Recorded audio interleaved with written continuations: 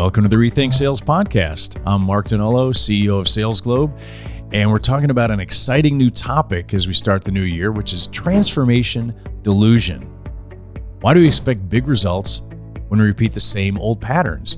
And how do we change that in our lives and our businesses?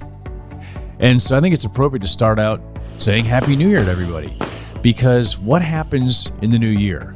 I mean, after you get past New Year's Eve, you start thinking about this thing called resolutions. And about half of us actually have resolutions.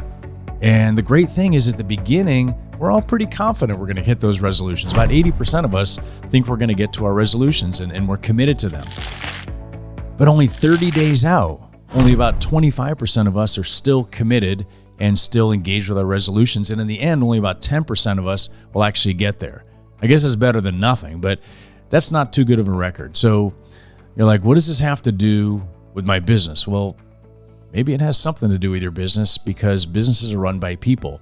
And if you look at what happens with the business as we get into a new year or a new quarter or a new turn of the leaf, what we hear is happy new competition, or happy new technology, or happy new customer expectations, or happy new efficiency opportunities, or happy new growth opportunities. There's a big reason for change in a company. And a funny thing happens here. The same pattern follows that does with people. Only about 20% of corporate changes actually get to the anticipated results.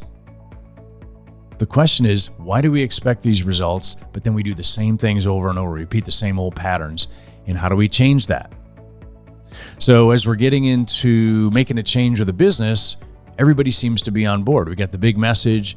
You hear all sorts of exciting news and all these things are going to change. But behind the scenes, we get different messages from people like, I've seen this movie before. I know how it ends, right? Or maybe this doesn't fit with my time frame. Or maybe we can just wait it out. I've heard this, this one before. It's like, this too will pass, and people will just kind of not do anything. And of course, you got a lot of people that are committed to making these changes. So this brings up a question: how do we change these patterns? Well, the key, first of all, is understanding what the patterns are. And we found these patterns fall into three major areas. The first one is problem. Misdiagnosis of the problem. So not understanding what the true problem is we're trying to solve, or thinking within our frame. We've got a limited thinking process and we kind of think based on what we know. Or not thinking aspirationally, thinking too incrementally. The second area is precedent. So we go with what we know. We go with what we've done before. We go with what the executive in our team did at another company. Or we follow others. We want to understand the benchmarks. We want to understand the best practices, and we tend to repeat what others have done. Or one of my favorites is we preserve order.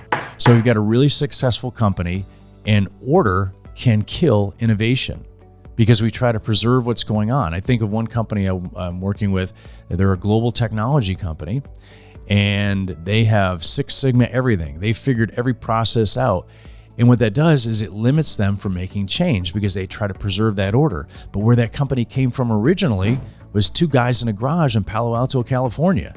So it started in total chaos. So sometimes we need to kind of break down the order and create new chaos to get a better new order. And the third area is people. Cultural limitations. So we're a financial culture, so we tend to think in terms of numbers. Or we're an operations culture. We're good at getting things done, but we may not come up with the right type of solutions. Or playing politics.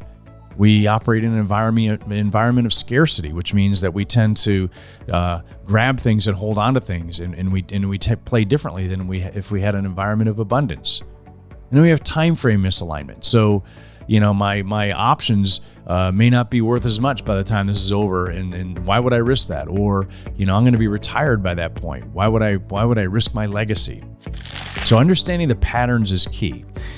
And in this series, we're going to take each of those pattern areas of problem, precedent, and people, and we're going to be talking with some C-level executives that have done great things in companies, and they're going to give us some advice on pattern breakers that they use, practical things that they've done that you too can use in your company and also in your life to make a big difference. So I hope you'll join me on the journey as we look at pattern breakers and the transformation delusion and how to rethink sales.